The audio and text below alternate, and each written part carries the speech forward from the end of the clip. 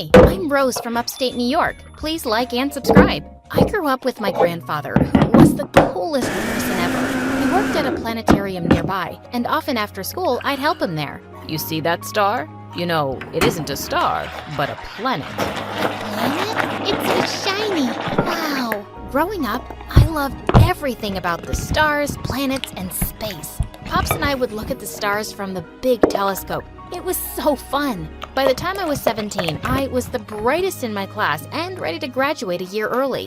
One time when I returned from school, I saw Pops talking to some construction workers, and he looked mad. What's happening? These people are trying to tear down the planetarium to build a mall here. No way! Not on my watch. This place was too close to my heart. My best childhood memories were about this place. Just then, I noticed a bulldozer driving toward the building, so I climbed up the huge oak tree in between, and people frantically yelled for the machines to stop. Yo, stop! There's a crazy girl up there.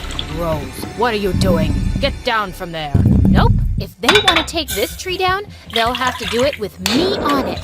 One of the workers called the boss, and exactly 30 minutes later, I saw a helicopter land. Several men in black suits jumped out, surrounding a handsome guy who didn't look much older than me. You, girl, what's the problem? Call me Rose. And the problem is that you need to ask your men to back off. This is our property. I bought this dump, so it's my property. So, you'll just destroy it because you own it? Over my cute body? Do you have any idea who I am? Does it look like I care? The guy stared at me, then smirked. You won't give up, will you? Nope. Fine. Come to the office tomorrow and we'll have a little chat. I'll think about it. Saying that, he left, and so did the workers. That was fast. Later that night, Pops told me the guy's name was Henry Hampton, and his parents owned half the city. I wasn't scared of him, even if he was the President of the United States. And the next morning when I reached his office, I was more than ready to let him know that. But the place was so big, I couldn't figure out which door to open. I accidentally entered the wrong room and found a boy my age playing the piano, but he sounded a bit off. Try working with an F minor, it's much smoother.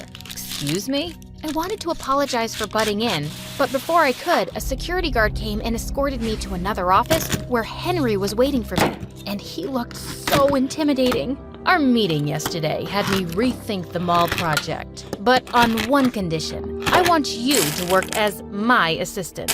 What? Why? I've had many pretty assistants over the years. Now, I want a smart one. Did he just call me ugly? But I'm a space nerd. There really isn't much I can do here. Why don't we start you off at $4,000 a day and leave the rest to me? Okay, that was a lot. Henry stared at me, waiting for an answer. My gut screamed no. But what choice did I have? It was either this or lose the planetarium. And no way I was gonna let that happen. Ugh, fine. The entire next week, I regretted my decision every second. Henry was mean, rude, and a total brat. He made me skip classes and called me at the oddest hours for work. If I refused, he made me number all the empty white sheets in the printer. What a nightmare.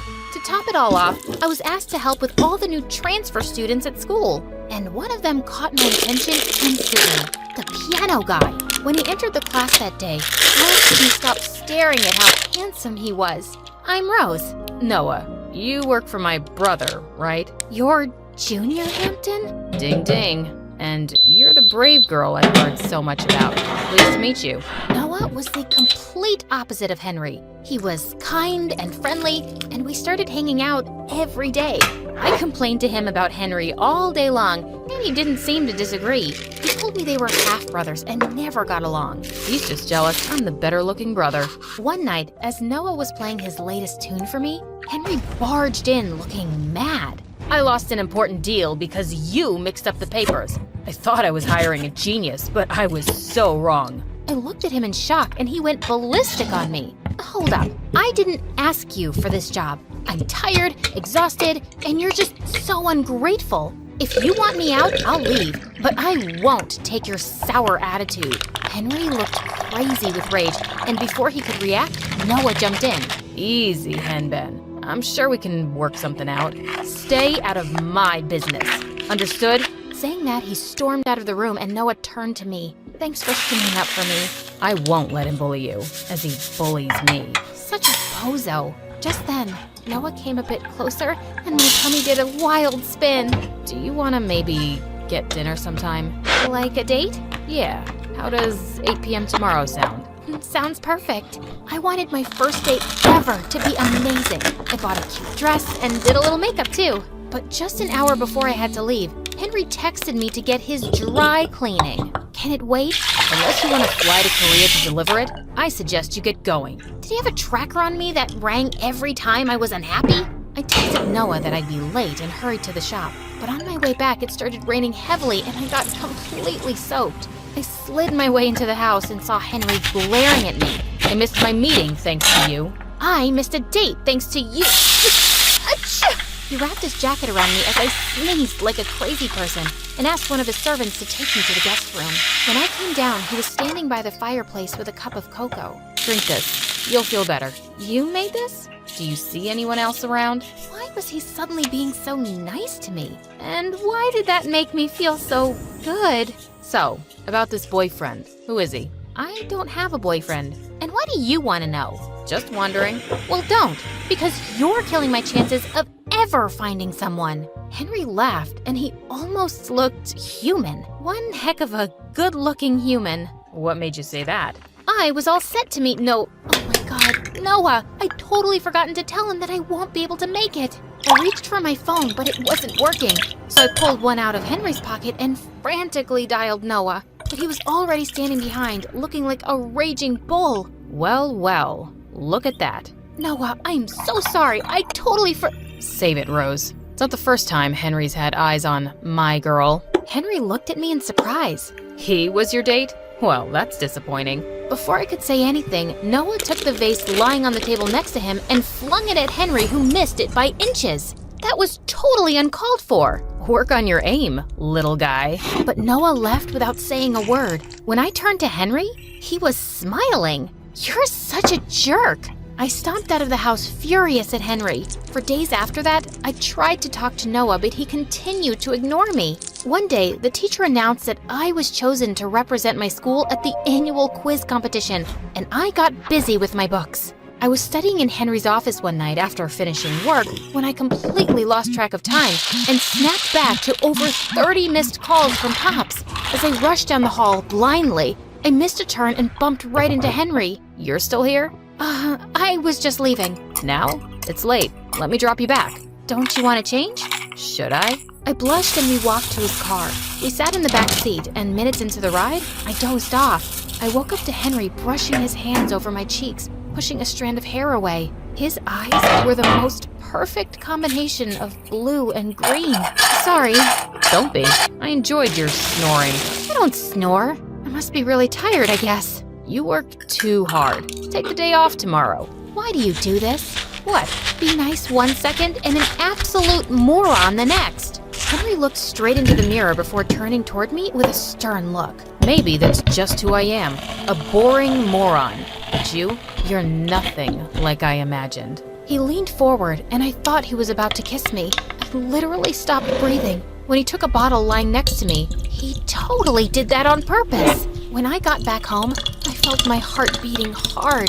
This was wrong. But why did it feel so right? A week later in school, I was doing some last-minute preparations in the library when I got stuck on an annoying question. My concentration was all over the place. I could solve that in under 15 seconds. I almost screamed when I felt Noah's hand on my shoulder, and I was annoyed to see him. Now you want to talk to me?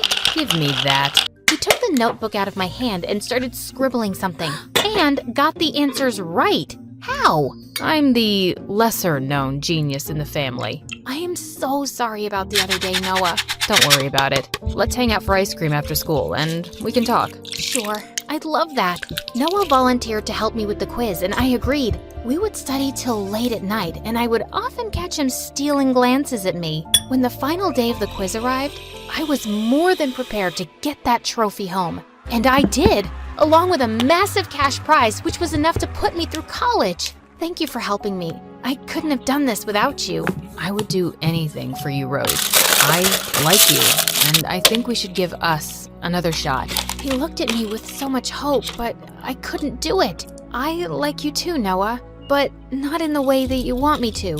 It's never gonna work out between us. Because of Henry? What do you even see in him? Noah's words made me realize what I'd been hiding from all this while, but I was too stubborn to accept it. No, it's not him. I have to work hard for my future, and I can't afford distractions. Noah looked at me heartbreakingly and left. After that day, I realized the whole thing was getting messier by the day. I decided on talking to Henry about it, but when I met him a few days later, he had something waiting for me. I'm leaving for Korea. You are coming. What? No.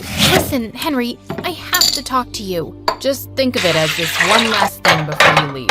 I'll let you go as soon as we're back. He was nothing but a pain in my butt, and I should be happy this was finally getting over with. Only I wasn't. If anything, it broke my heart. We flew the next day early in the morning in Henry's private jet, and he took me to a house in the city. I entered to see an old lady lying on the bed, and she lit up when she saw him. Henry sat next to her holding her hand while I watched him from a distance. He looked so tender, and it made me fall for him even more. When I found him alone, I asked him who she was. My grandmother. I lost my dad when I was a kid, and she's all I have. What about your stepdad and Noah? They're my mom's family, not mine. He looked so vulnerable, and I don't know why, but I felt like hugging him. I know how you feel. My granddad is my only family too. Looks like we have more in common than we thought. He placed his hands on mine, and I suddenly felt so close to him. I was in love. I knew it. When we flew back that night, I wanted to confess my feelings for Henry, but just as we got there, we were welcomed by Noah, Mr. Hampton, and a house full of guests. Everyone, meet Rose, the reason why we're celebrating tonight. What do you mean? While you were busy falling in love, I got the deal signed, and we are gonna demolish that precious planetarium of yours. But that's not fair. Too bad. Life's not fair. Like it wasn't fair to me when he came over and took everything that was mine. Just when I thought you couldn't stoop any lower. My mind went spinning in 1,000 directions, and suddenly I slapped Noah hard on his face. You are a horrible person, and I'm ashamed I ever called you my friend. I ran out of that place feeling crushed, but I had no time to sulk. Pops, I, and a few other people collected as much money as possible to hire a lawyer to file a motion. A few weeks later, Pops came to me with shocking news. I just got a call that the Hamptons are ready to give the planetarium back, along with $1 million. What? That's amazing! But how? He handed me an anonymous letter that had all the details about exactly what had happened and how Noah had manipulated the situation. It was easy to guess who it was when I saw the handwriting. Henry. I called his office and his assistant told me that he'd left for Korea a week back.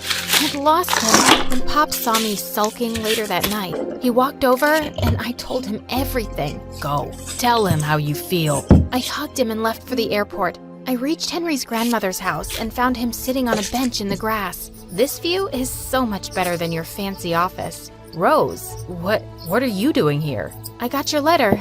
I just wanted to say thank you. You came all this way to say thank you? That's not wise. Wait, you're weird, stubborn, and a complete jerk. Are you trying to insult me? No, idiot. I'm trying to say I love you. I love you too.